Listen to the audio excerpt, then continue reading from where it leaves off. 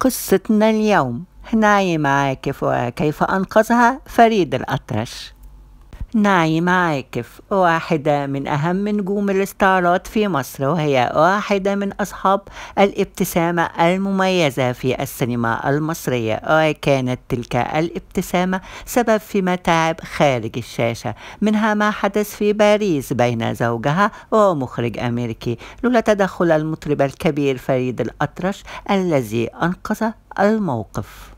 في عام 1930 مولد نجمة استعراضية مختلفة ومميزة، وقد عملت في سن ال4 سنوات في سيرك والدها المتجول بمدينة طنطا، واكتسبت مهارة ولياقة بدنية كبيرة، ولكن الحياة كانت قاسية على أسرتها نظرا للظروف. اضطر والدها لإغلاق السيرك،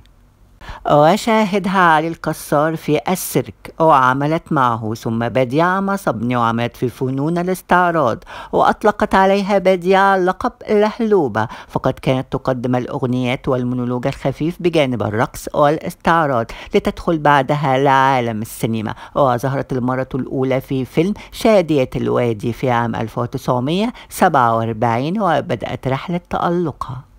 ذلك التألق كان مقدمة للتعرف على المخرج حسين فوزي، وتزوج وقدم خلال فترة زواجهم من العام 1953 إلى عام 1958 عدد من الأعمال الفنية الكبيرة، وربطت بينهم علاقة صداقة قوية بالموسيقار الكبير فريد الأطرش، وجمعتهم العديد من المواقف والمناسبات، منها ما حدث في باريس وبالتحديد في كازينو الجزائر بعد جولة قام بها في أوروبا، وكان هناك شخص سكران ينظر إلى نعيمة عاكف نظرات مخيفة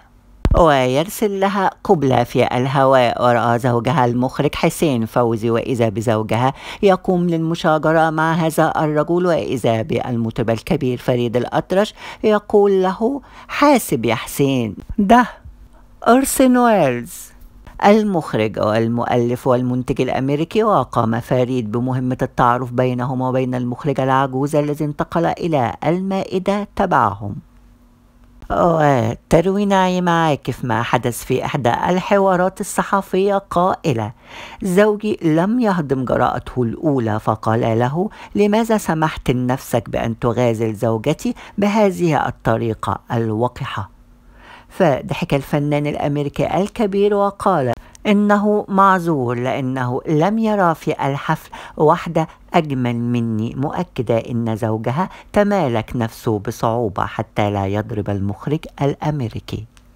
وعن هذه الجولة التي قامت بها هي وزوجها حسين فوزي في أوروبا، وكتبت عنها نعيمة عاكف وقالت: أخيرا سافرنا إلى باريس والتقينا بالزميل العزيز فريد الأطرش، وفريد خير سفير لمصر ولفن مصر في البلاد الأجنبية، فهو مثل طيب للقرم الشرقي وللخلق المصري والعربي.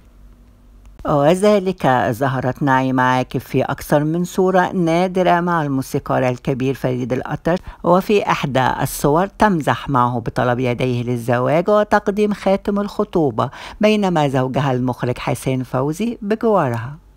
وفي صورة أخرى تجلس مع زوجها يستمعان للموسيقار الكبير فريد الأطرش وهو يغني. أما الصورة الثالثة فقد جلست نعيمة بجواره تشاركه الغناء بينما هو يعزف على العود، والصورة الأخيرة ترقص على غناه.